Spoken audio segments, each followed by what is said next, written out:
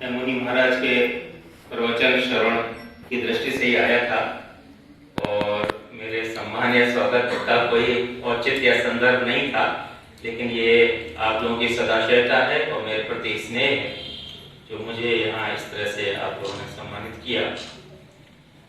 और मुनि महाराज के, दोनों ही मुनि महाराज के प्रवचन सुन के जो एक आत्मज्ञान की अनुभूति प्राप्त हुई, उससे मैं बहुत ही अनुग्रहित हुआ हूँ।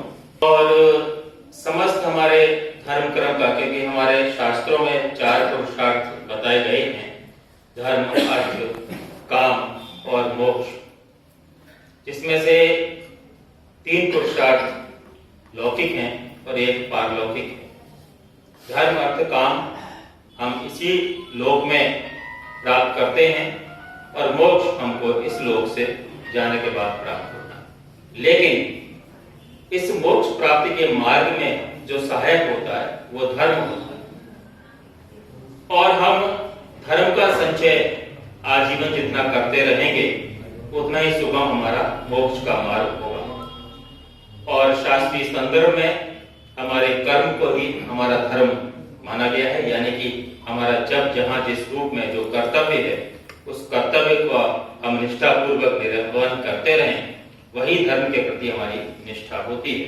तो इस तरह से हम आजीवन अपना धर्म कर्म करते रहें और हमारे इस धर्म के बैलेंस को हम बढ़ाते रहें, यही हमारा धर्म का बैलेंस हमारी मोक्ष प्राप्ति के मार्ग में सहायक होता है।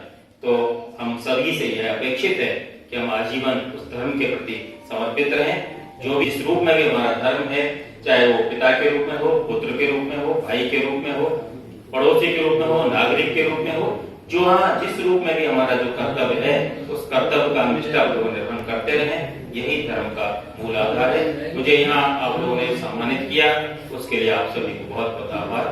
नमस्कार, प्रणाम।